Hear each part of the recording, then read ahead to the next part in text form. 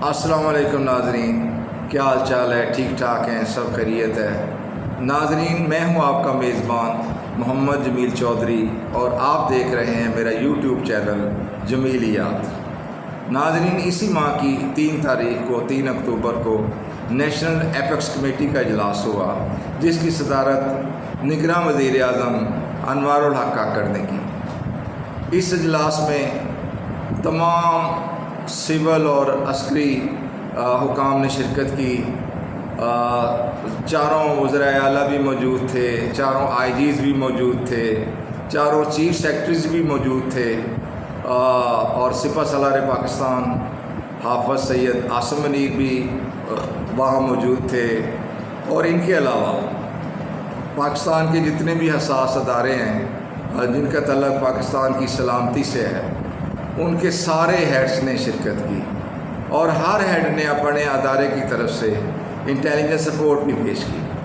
ساری intelligence sports پہ سارے شرکا نے غور و غوض کیا، اور سارے متفقہ طور پہ اس نتیجے پہ پہنچے کہ ہمارے ملک کی جو معاشی بدحالی ہے اور ہمارے ملک کی جو امن و امان کی صورتحال ہے، بگڑتی ہوئی صورتحال ہے، جو ہمارے ملک میں دہشت گردی ہو رہی ہے، اس کے پیچھے افغان باشندوں کا ہاتھ ہے۔ تو ناظرین، کتنے افسوس کی بات ہے کہ 44 سالوں سے ہم افغان مہاجرین کی میزبانی کر رہے ہیں، اور یہ ہے کہ یہ جانے کا نام ہی نہیں لیتے۔ یہ 1979 میں آئے تھے جب رشیا نے افغانستان پہ حملہ کیا تھا، تو اس بات کو 44 سال گزر گئے ہیں، اور اس دوران جو ہے افغانستان میں افغانیوں کی بھی حکومتیں آئی ہیں، لیکن یہ لوگ نہیں گئے۔ پاکستان ان کے لیے سونے کی چڑیا ہے، اور یہ یہاں جو ہے یہ بس قائم و دائم ہو گئے ہیں۔ اور اب ایک میں آپ کو اور بات بتاؤں کہ یہ جو موجودہ افغانستان کی گورنمنٹ ہے، یہ جو طالبان کی حکومت ہے، تو یہ تو سارے افغانی ہیں، افغانستان میں افغانیوں کی حکومت ہے۔ تو اب تو مہاجرین کے پاس کوئی جواز نہیں ہے، کوئی بنیاد نہیں ہے یہاں رہنے کی، تو ان کو تو واپس چلے جانا چاہیے۔ لیکن یہ سرپرائزنگ بات یہ ہے کہ جب طالبان کی حکومت آئی ہے تو اس کے بعد بھی یہ لوگ پاکستان میں ہجرت کر کے آئے ہیں۔ موجودہ طالبان حکومت کی تشکیل کے بعد تقریباً 3 لاکھ جو افغانی مہاجر ہیں یہ پاکستان میں داخل ہوئے ہیں، اور 2.5 لاکھ سے زیادہ جو ہے وہ بلوچستان گئے ہیں۔ تو یہ دونوں صوبے جو ہیں ان کے سب سے بڑے میزبان ہیں۔ سب سے زیادہ جتنی بھی افغان مہاجرین ہیں ان میں سے وہ 50% جو ہیں وہ KPK میں آباد ہیں، اور اس کے بعد دوسرے نمبر پہ بلوچستان آتا ہے۔ اور افسوس سے کہنا پڑتا ہے کہ یہ دونوں صوبے ان کی دہشت گردی کا شکار ہیں۔ پاکستان میں جنوری سے اب تک 24 دہشت گرد حملے ہوئے ہیں، اور ان 24 میں سے 14 میں افغان باشندے ملوث ہیں۔ اس طرح KPK میں 15 حملے ہوئے ہیں، اور جو 10 حملے ہیں ان میں وہ افغان باشندے شریک ہیں۔ تو یہ کتنے دکھ کی بات ہے کہ یہ کتنے بڑے احسان فراموش ہیں کہ اپنے میزبانوں کو ہی نقصان پہنچا رہے ہیں۔ ان کا اپنا اسکول آف تھاٹ ہے، اپنی سوچ ہے، یہ بچیوں کی تعلیم کے بھی خلاف ہیں، اور جو ان کا اسلام ہے وہ جو بھی ہے اور اس کی علاوہ یہ کسی دوسرے کو کوئی مسلمان ماننے پہ بھی تیار نہیں ہے۔ اور یہ نہ ان سے امام بارگاہیں محفوظ ہیں، نہ مسجدیں محفوظ ہیں، نہ ہمارے فوجی محفوظ ہیں، اور پتہ نہیں یہ کس قسم کے لوگ ہیں۔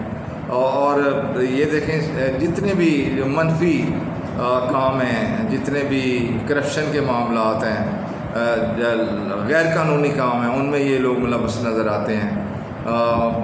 پاکستان کی گندم یہ سمگل کر دیتے ہیں، پاکستان کی چینی سمگل کر کے یہ افغانستان لے جاتے ہیں، یہ ڈالر سارے خرید کے پاکستان سے لے جاتے ہیں، اور جو باہر سے ڈالرز آتے ہیں، جو ہمارے پاکستانی بھائی باہر کام کرتے ہیں، وہ جو فارن کرنسیز بھیجتے ہیں، وہ بھی یہ حوالہ ہنڈی کے ذریعے قابو کر لیتے ہیں۔ تو اس طرح ہر طرح سے یہ پاکستان کو نقصان پہنچا رہے ہیں، اور جتنی منشیات ہیں ان کے کاروبار میں بھی یہی لوگ ملوث ہیں۔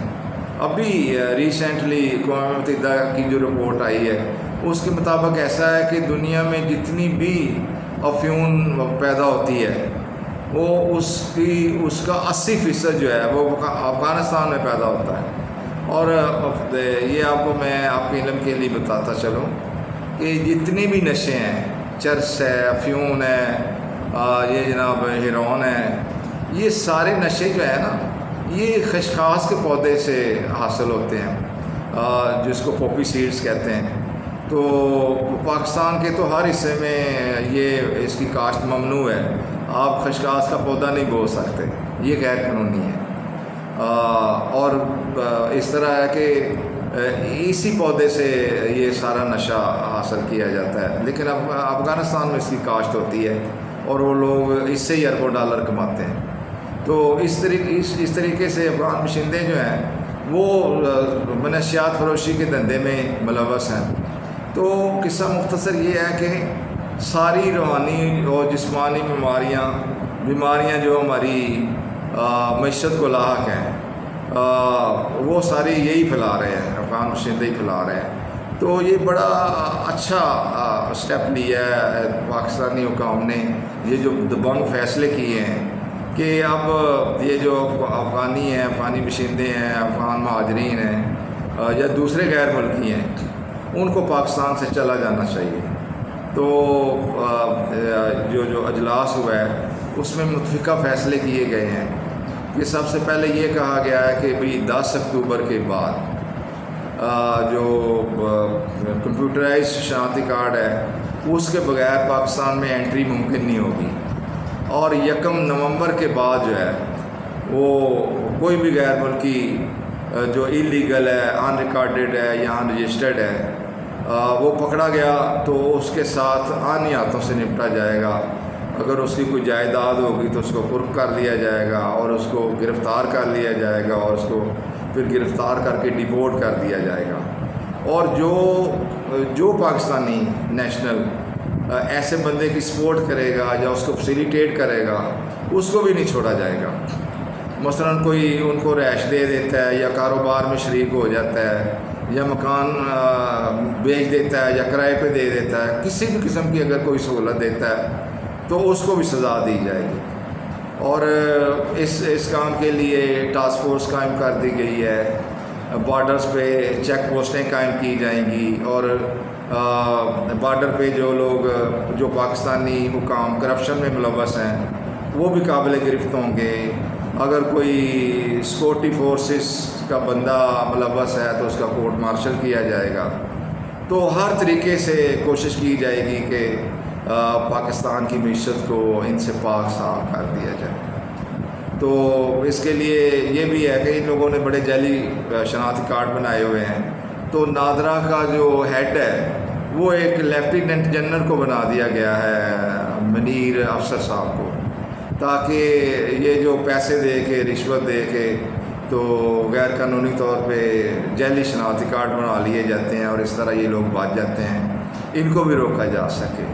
اور پھر جو ایسے لوگ پکڑے جائیں گے جو جیلی ہوں گے اور مانیں گے نہیں، پھر ان کا DNA ٹیسٹ کروایا جائے گا اور اس طرح جزا و سزا کا فیصلہ کیا جائے گا. تو یہ بڑا مستحسن اقدام ہے. ہمیں چاہیے کہ ہر طریقے سے ہم جو ہمارے حکام ہیں ان کے ساتھ شانہ بشانہ کھڑے ہو جائیں، چونکہ یہ ہمارے ملک کے مفاد میں ہے. یہ دیکھیں یہ جو لوگ ڈالر کی اسمگلنگ میں ملوث ہیں ان کے خلاف کارروائی کی گئی ہے تو روپیہ جو ہے وہ اس میں جان آنا شروع ہو گئی ہے.